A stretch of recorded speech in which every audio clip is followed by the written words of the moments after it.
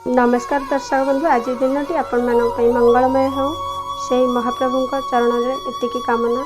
दर्शन करंतु आज सकाळ आलती दृश्य, श्रीमंदिर सकाळ आलती दृश्य, ता सहित प्रभु उद्देश्य पदे।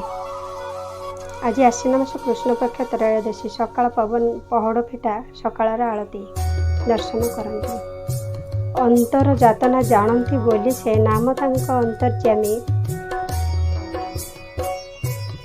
सकल वेदना दूर करती से सकल वेदना दूर करती जे सेही एका जगन्नाथ स्वामी।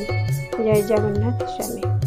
तांक चरण रे चलंतु निजको समर्पण करी आज दिनटी को आगे नेबा। ए भजनटी सुनिबा सहित